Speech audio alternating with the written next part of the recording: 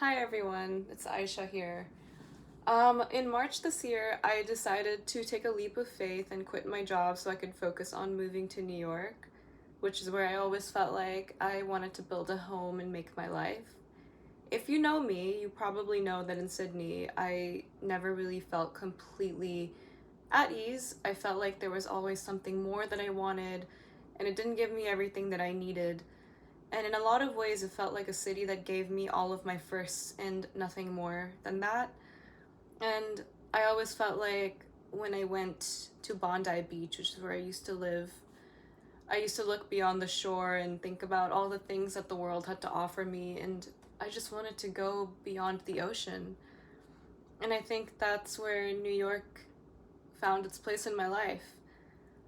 But one thing that people don't talk about making your dreams come true is the grief that accompanies making such a huge move.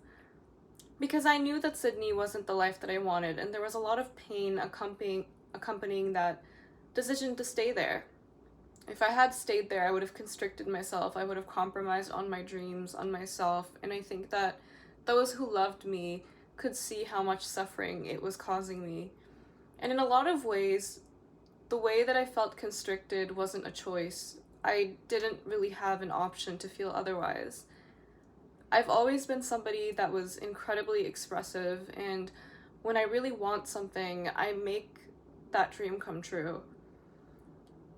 And I just don't think that Sydney is a city that's like that. I don't think that Sydney rewards effort and ambition in the same way that a highly reactive city like New York City does. And I know this is a right move for me, but I feel like I built my life in Sydney for 3 years.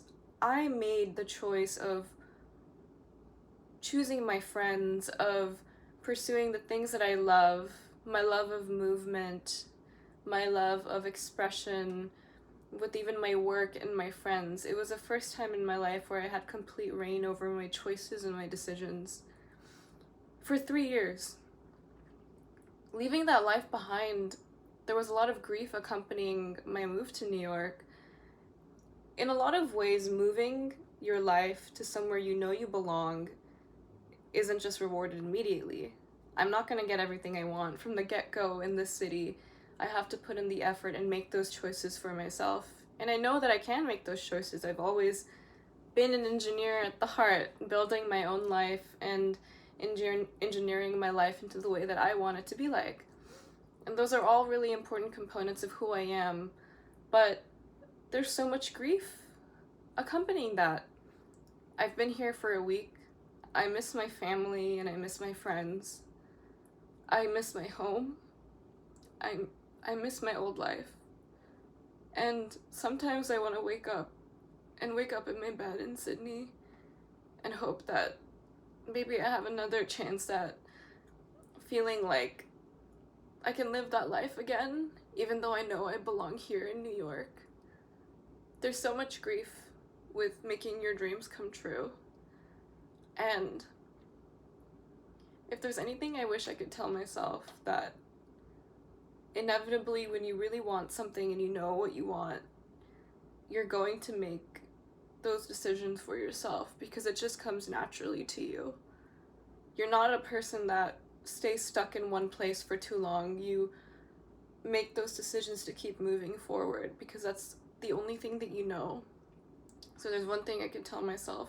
I wish that I wasn't so stressed about inevitably moving here, that I would always find my way here, and instead to focus on what I had at the time. I really tried my best to do that, but it's always a work in progress. For now, I really miss my home, I miss my friends, and I hope that in a year I'll be able to rewatch this video and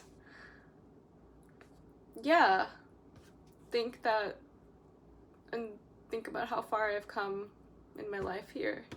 So, New York fucking City, let's go.